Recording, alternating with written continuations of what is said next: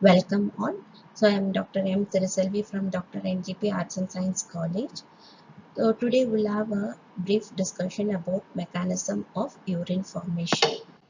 So in this video we'll be discussing about what is excretion and what is the mechanism of urine formation and what are the phases under mechanism of urine formation like glomerular filtration, selective reabsorption and tubular secretion. So first, what is meant by excretion? It is a normal biological process which plays a very important role in eliminating the toxic substance and other waste product from our body and those substances that are excess in the body. In human, like as a part of metabolism, there are various metabolism taking place in our body like carbohydrate metabolism, fat metabolism, protein metabolism, etc. As a part of this metabolism, lot of waste products are being formed. So those waste products excrete from our body in the form of urine, sweat, feces and tears. So among all these type of excretion, the usual and the main form of excretion is urine. So before we go deep into mechanism of urine, a very important thing to know is like you have to know what is the structure of nephron. So structure of nephron can be divided into two types. So it is the first part you call it as renal corpuscle, which consists of Bowman capsule with the glomerulus, and the other part you call it as renal tubule, where it consists of proximal converter tubule, loop of Henle, distal converter tubule and a collecting duct. So the glomerulus, to the one end it consists of afferent arteriole and to the other end it consists of efferent arteriole. So the blood that is to be filtered or to be purified will enter through the afferent arteriole of a nephron and it gets filtered in the glomerular filtrate, and the filtrate will pass through the renal tubule through the proximal converter tubule, and where the reabsorption will take place initially, followed by the tubular secretion, and the blood that has been filtered in the glomerular filtrate will enter through the efferent arteriole. The blood that is being purified will enter into the efferent arteriole into the body.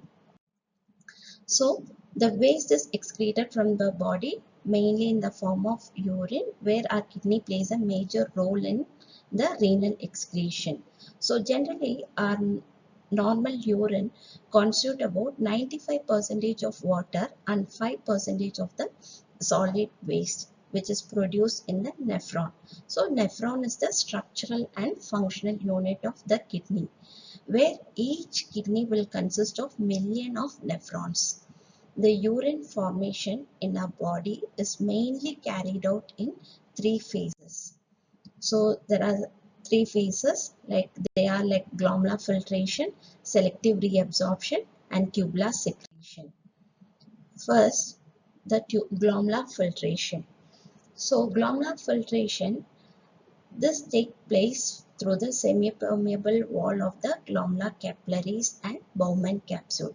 So as I told earlier, efferent arteriole, the blood that is to be purified will enter through the afferent arteriole and it gets filtered, and the filtered blood will move to the efferent arteriole. So how the filtration takes place. So the glomerular filtration occurs in the glomerulus where the blood is being filtered. The process occurs across the three layers: the epithelium of Bowman capsule, endothelium of glomerular blood vessel, and a membrane between these two layers. And the diameter of the efferent arteriole, that is the blood that is being purified, will enter into the efferent arteriole to the body is narrowed than the afferent arteriole. The blood is filtered in such a way that all the constituent of the plasma reaches the Bowman's capsule except the protein, because the protein is of high molecular weight. Not only protein, the cellular elements will also not passes the glomerular filtrate. Therefore, the process is known as ultrafiltration. filtrate passes into the renal tubule. So after the glomerular filtration, the next process we call it as selective reabsorption. So the reabsorption, as the name describes, absorption is the molecule that passes through the biological membrane. Reabsorption is like the molecule that are present in the filtrate, it is getting reabsorbed back to the blood. As the filtrate passes into the renal tubule, the useful substances like water, electrolyte, and the organic nutrients like glucose, amino acid, vitamins, hormones, etc. are selectively reabsorbed back to the blood from the filtrate in the proximal converted tubule. So this reabsorption depends on your body requirement. A reabsorption of some substance is passive while some substances are actively transported. So the transport system, either it can be transported passively or actively. So active transport requires the ATP. Major portion of water is reabsorbed by means of osmosis. Only 60 to 70% of filtrate reaches the loop of Henle.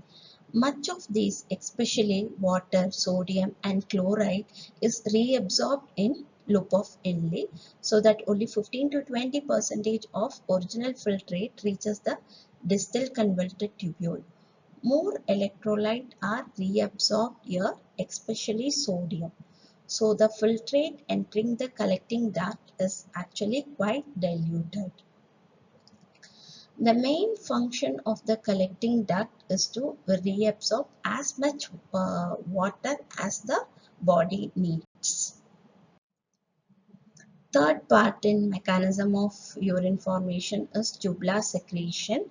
So in tubular secretion take place from the blood in the peritubular capillaries in the filtrate in the renal tubule, and can ensure that waste such as creatinine or excess hydrogen ion or excess potassium ions are actively secreted into the filtrate to be excreted. So excess potassium ion is secreted in the tubule, and in exchange sodium ion is reabsorbed. Otherwise, it causes a clinical condition which is termed as hyperkalemia. The tubular secretion of hydrogen ion is very important in maintaining the normal blood pH, where the blood pH is 7.4. So for maintaining the normal blood pH level, the hydrogen ion is very important. Not only hydrogen ion, all the electrolytes like sodium, potassium, etc. helps in maintaining the normal blood pH. And in other cases, substances like drug, for example, penicillin and aspirin, may not be entirely filtered out of the blood because of its short time it remains in the glomerulus. So such substances are cleared by secretion from the peritubular capillaries into the filtrate within the proximal converted tubule. So the tubular filtrate is finally known as urine, where the human urine is usually hypertonic in nature.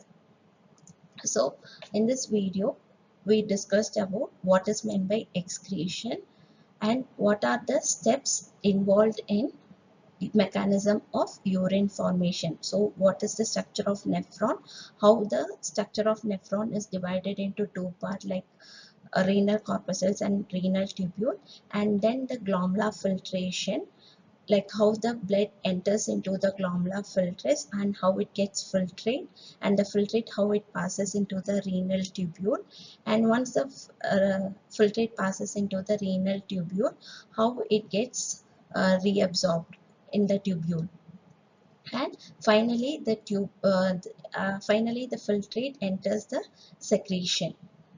Okay, in the distal converted tubule, the molecule gets secreted and finally the urine is being formed. Thank you.